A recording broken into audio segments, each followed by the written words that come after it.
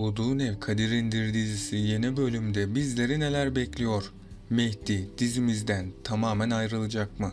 Zeynep'in psikolojisi bozulacak mı? Dizimiz final olacak mı? Barış Zeynep'ten ayrılacak mı? Hepsinin cevabı sizlerle bu videoda arkadaşlar.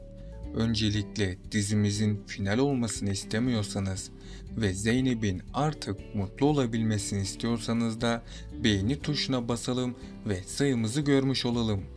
Bildiğiniz üzere çok heyecanlı bir bölümü daha geride bıraktık. En son hatırlarsanız Mehdi silahla vurulmuştu. Mehdi'nin silahla vurulması onun ölümüne neden olacak. Çünkü Mehdi yani İbrahim Çelikkol dizimizden ayrıldı. Onun ayrılışı artık birçok şeyi değiştirecek. Zeynep Mehdi öldüğü için büyük bir vicdan azabı çekecek. Çünkü Zeynep Mehdi'nin ölümünden kendisini sorumlu görecek. Yani Zeynep'in kendisine karşı olan suçluluk duygusu yeniden canlanacak. Bunun sonucunda da Zeynep'in psikolojisi alt üst olacak. Herkes Zeynep'e desteklerde bulunsa da Zeynep bir süreliğine daha kendisine gelemeyecek ne yazık ki.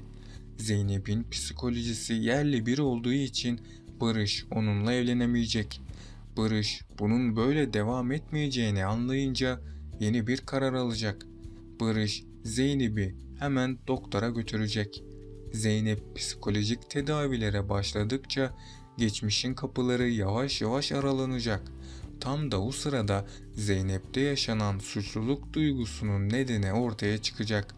Aslında Zeynep'in sorunu küçük yaşta ailesinden ayrılmak zorunda kalmasıdır. Sakine, Zeynep'in güzel bir hayat yaşayabilmesi için onu Nermin Hanım'a vermek zorunda kalmıştır. Zeynep de artık Nermin Hanım'ın kızı olarak hayatına devam etmiştir. Zeynep eski hayatından kurtulmuş olsa da doğduğu evin kaderi onun peşini hiçbir zaman bırakmamıştır. Çünkü Sakine o sıralarda Nermin Hanım'ın evine hizmetçiliğe gitmekteydi. Zeynep ise Sakine'nin kendisine hizmet etmesinden rahatsız olmuştur. Çünkü Sakine'nin her defasında Zeynep'e bakışları onu derinden etkilemiştir. Tam da o sırada Zeynep'te suçluluk duygusu oluşmaya başlamıştır. Zeynep annesinin fakirliğinden kendisini sorumlu tutmuştur. Bu yüzden Zeynep'in acı kaderi onun peşini bırakmamıştır. Önümüzdeki bölümde Zeynep'te kapanmayan yaralar açılacak. Barış ise Zeynep'in durumundan dolayı çok üzülecek. Büyük ihtimal ile Barış Zeynep ile evlenecek ve onunla çok mutlu bir yuva kuracak. Zeynep Barış'ın desteklerini gördükçe iyileşmeye başlayacak. Barış da Mehdi'nin aradan çekilmesiyle Zeynep'e bir kat daha bağlanmış olacak. Bunun sonucunda da Zeynep ve Barış çok mutlu olacaklar. Ama bir ihtimali daha unutmayalım.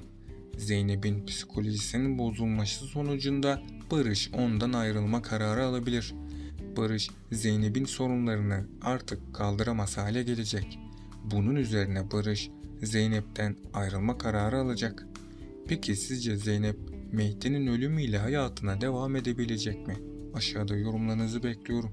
Önümüzdeki bölümde Barış'ın aklına Özlem'in sözleri gelecek. Barış, Özlem'in kendisine söylediği sözleri hatırladıkça Zeynep'ten iyice şüphelenmeye başlayacak. Çünkü Özlem o konuşmasında Barış'a ileride çok pişman olacağını söylemişti. Barış bunun üzerine Zeynep'ten ayrılma kararı alabilir.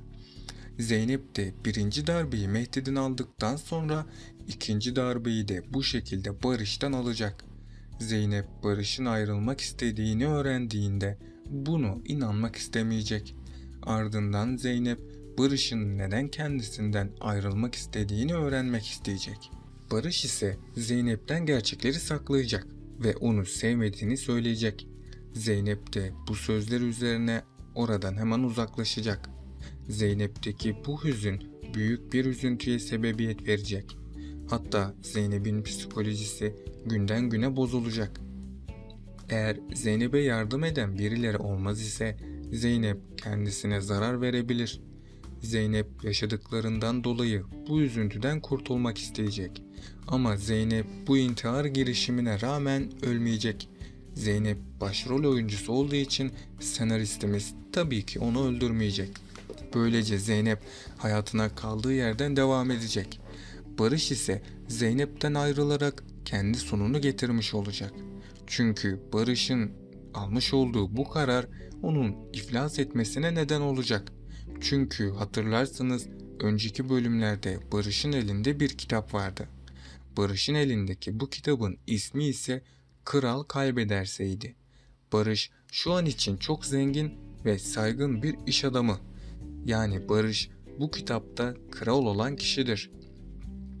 Ama o kitabın finalinde kral tüm saygınlığını kaybediyordu ve sonunda iflas ederek hayatı boyunca huzur evinde kimsesiz yaşamına devam etmek zorunda kalıyordu. Yani bu kitap Barış'ın iflas edip kimsesiz kalacağını ispatlamakta.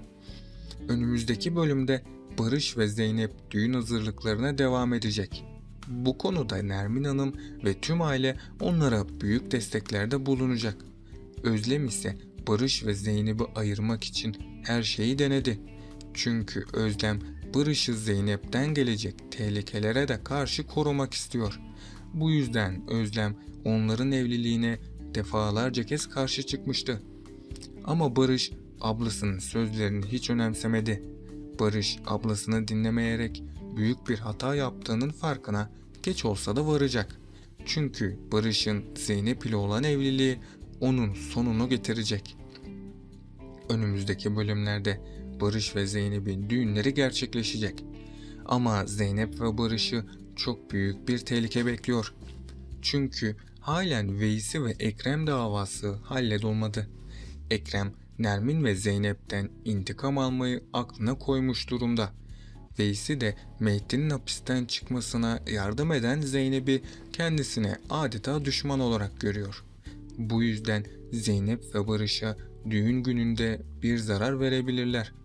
Onun için Zeynep ve Barış'ın önce Veysi ve Ekrem sorununu çözmesi gerekecek.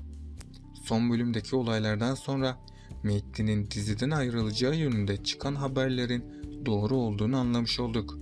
Zeynep ile Mehdi'nin ilerleyen bölümlerde tekrardan bir araya geleceği düşünülürken böyle bir ayrılık hepimiz için sürpriz oldu. Bundan sonraki süreçte dizideki olaylar Zeynep ve Barış üzerinden ilerleyecek. Bakalım yeni bölümde bizleri neler bekliyor? Bu analiz videomun da sonuna geldik arkadaşlar. Bunun gibi analiz videolarının devamının gelmesini istiyorsanız kanalıma abone olup bu videoyu beğenerek dizimize destek olabilirsiniz. Sonraki videolarda görüşmek dileğiyle, hoşça kalın.